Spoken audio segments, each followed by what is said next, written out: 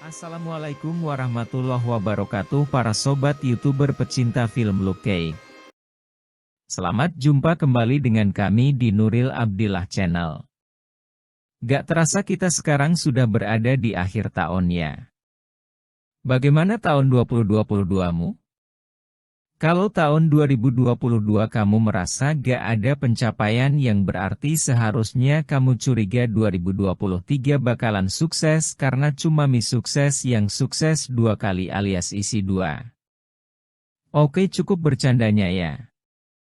Kita lanjutkan film Luke Cage episode 9 dan 10 ya. Sebelumnya tak segan-segan kami memberitahukan untuk like, subscribe, dan nyalakan notifikasi agar kami terus semangat buat konten baru.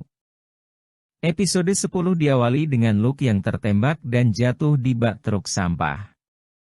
Tentu saja gak semudah itu membunuh Luke. Walaupun sangat kesakitan karena ditembak dengan peluru Judas, Luke masih selamat. Dengan sempoyongan ia keluar dari bak truk sampah. Luke kemudian pergi ke tempat cuci baju dan menukarkan bajunya di sana. Tentu saja ia akan mudah dikenali dengan baju penuh lubang kan? Setelah itu ia pergi mencari Claire untuk mengobati lukanya. Namun di tengah jalan Luke Cage dijegat 2 orang polisi. Polisi itu menyuruh Luke membalikan badan dan membuka tudung jaketnya. Luke terpaksa menuruti permintaan polisi. Polisi terkejut karena di hadapan mereka adalah orang yang dicari-cari selama ini. Ingatlah dalam episode sebelumnya Luke lah yang dituduh telah membunuh Cottonmouth. Polisi kemudian meminta Luke untuk berlutut. Namun ketika akan ditangkap Luke melawan. Ia berhasil melumpuhkan salah satu polisi. Namun polisi yang satu dengan sigap menodongkan pistol dan memberondong pistolnya ke arah Luke. Tentu saja Luke merasa seperti digigit semut. Ketika peluru polisi itu habis, maka Luke berbalik dan melemparkan polisi tersebut ke mobil patroli. Namun yang tidak disadari oleh Luke aksinya ini terekam kamera dan segera viral di jagat maya. Luke segera berlalu dari tempat itu dan menuju ke kedai kopi milik Ibu Claire. Claire terkejut melihat Luke bisa menemukannya di kedai kopi ibunya. Melihat kondisi Luke yang tidak baik-baik saja maka Claire mencoba memeriksanya. Ia mendapati penjahat itu telah menembak lagi peluru Judas ke arah Luke. Luka Luke yang lama juga telah terinfeksi. Walaupun sebagai perawat, Claire dalam kasus ini tidak bisa mengobati Luke. Claire akhirnya mengajak Luke menjumpai Dr. Noah Burstein, dokter penjara psikiat yang telah membuat Luke menjadi manusia kebal peluru. Awalnya Luke menolak, sayangnya ia gak punya pilihan lain. Makanya berdua mereka segera menuju Georgia Selatan untuk menjumpai Dr. Noah Burstein. Dr. Noah Burstein tentu saja terkejut melihat kehadiran Luke. Ia gak menduga eksperimennya dulu berhasil. Maka ia bersama Claire membawa masuk Luke ke dalam rumah. Claire menjelaskan bahwa eksperimen Dr. Noah membuat Luke kebal peluru. Namun ada satu peluru yang berhasil menembus kulit Luke. Claire juga menjelaskan percuma ia membedah kulit Luke untuk mengambil peluru karena ia sudah mencoba dan gagal. Akhirnya Dr. Noah Burstein membawa mereka ke laboratorium rahasianya. Langkah pertama yang dilakukannya adalah mengambil sampel darah Luke. Namun seperti yang dikatakan Claire, ketika akan mengambil darah Luke jarum suntik jadi patah ketika mencoba menembus kulit Luke. Claire kemudian memberi ide dengan mengambil darah dengan lewat tenggorokan Luke yang tentu saja lunak. Luke gak suka ide ini namun apalah dayanya karena tidak ada cara lain. Dr. Noah Burstein kemudian mencoba mengeluarkan peluru yang ada di dalam tubuh Luke. Caranya adalah merendam Luke dalam cairan asam yang mendidih supaya tubuh Luke jadi lunak. Kalau sudah lunak maka peluru bisa diambil dari dalam tubuh.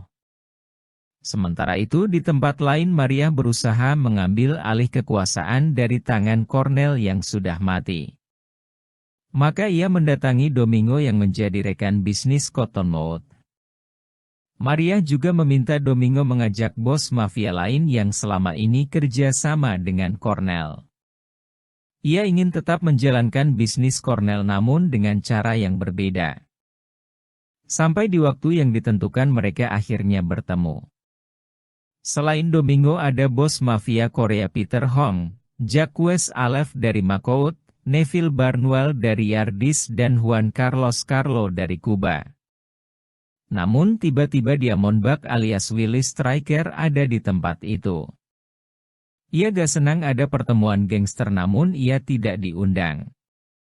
Maka dengan enteng ia menembak Peter bos mafia Korea. Ketika Jacques berdiri untuk menanyakan ada apa ini, Willis dengan cepat melemparkan pisau ke arahnya dan menembus kepalanya sehingga mati seketika. Willis kemudian menghampiri Neville dan berdiri di belakangnya.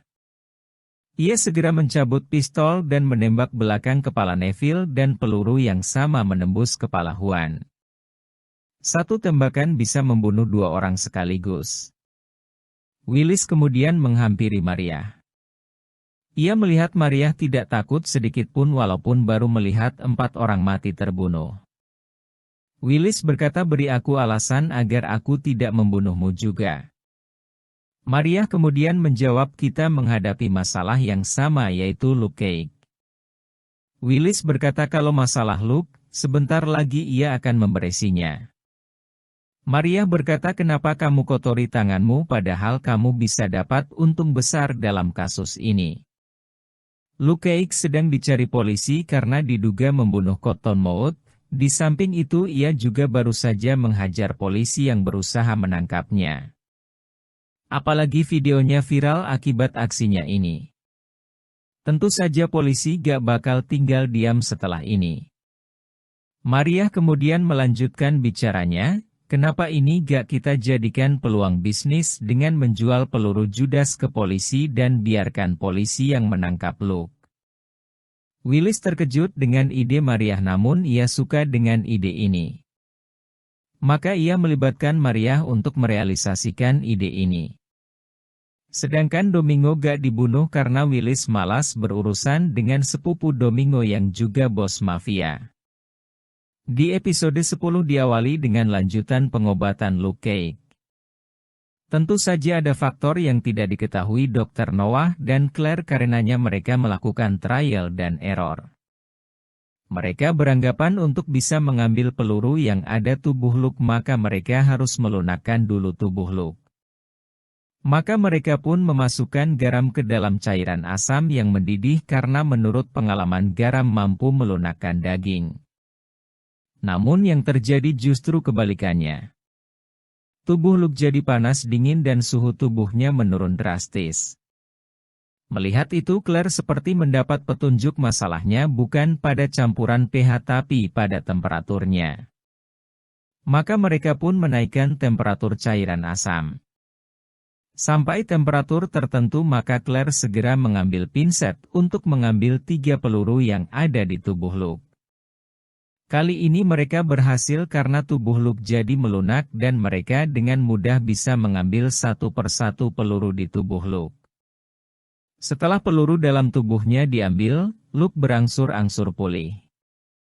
Setelah Luke bangun, dia melanjutkan untuk memeriksa barang-barang di flash disk Reva dan menemukan fakta bahwa Reva selama ini telah berbohong padanya. Luke baru tahu kalau Reva tahu tentang pertarungannya di penjara. Video itu jelas merupakan pil yang sulit untuk ditelan oleh Luke, yang punya rasa cinta terhadapnya. Luke ingin informasi yang lebih terhadap masalah yang dialaminya. Jadi, dia dan Claire melakukan perjalanan ke kampung halamannya di Georgia untuk mendapatkan jawaban tentang Willis Striker. Sedikit perjalanan menyusuri jalan kenangan di gereja ayahnya yang sekarang ditinggalkan membantunya menyadari bahwa Striker memang saudara laki-lakinya dan membencinya karena ayah mereka membenci gagasan tentang Striker. Dari sana, perjalanan Luke dan Claire kembali ke Harlem untuk menemukan bagian penting dari lingkungan yang menentangnya.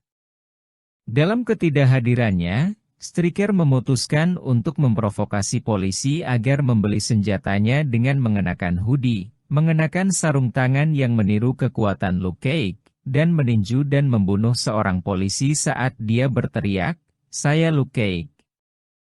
Jelas, kepolisian tidak suka jika salah satu anggota mereka terbunuh. Jadi, mereka berusaha mencari Luke Cage dengan menangkapi semua orang yang dianggap tahu tentang Luke. Seorang polisi bertindak terlalu jauh ketika dia memukuli Lonnie, anak yang dilindungi Luke dari serangan Thawne di tempat pangkas rambut, untuk mendapatkan informasi tentang Luke Cage. Patricia sang ibu tentu gak terima anaknya dipukuli begitu saja oleh polisi. Maka ia menghubungi Maria untuk mendatangi kantor polisi dan berniat menuntut kepolisian atas kasus ini dan menyebarkan video pemukulan ke sosial media. Tentu saja Harlem geger melihat video ini. Berbeda dengan Patricia yang gak terima anaknya dipukuli, maka Maria menggunakan momen ini untuk memicu ketakutan orang tentang Luke Cage.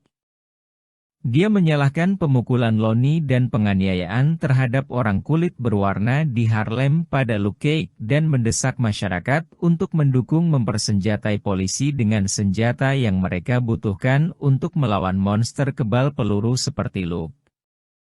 Sementara itu Misty yang bertugas menyelidiki pembunuhan polisi setelah mencocokkan foto pembunuh dengan alat yang dipunyai kepolisian menemukan bukti bahwa yang membunuh polisi bukan Luke tapi Willis Stryker.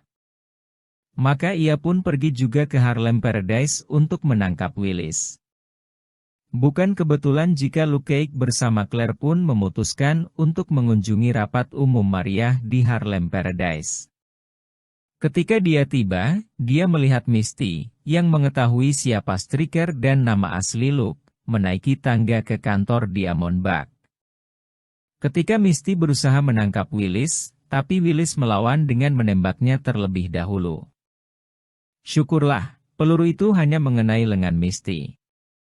Dan Luke tiba saat yang tepat sebelum berondongan peluru Willis berikutnya mengenai tubuh Misty. Pada titik ini, semua orang tahu Luke ada di sana dan anak buah Willis memberondongi mereka dengan senapan mesin. Luke dan Misty yang terluka berlindung di balik meja bar untuk menyelamatkan diri. Dan episode 10 ini berakhir sampai di sini. Oke, sampai di sini rekap film Luke episode 9 dan 10. Nantikan episode berikutnya. Subscribe channel ini ya.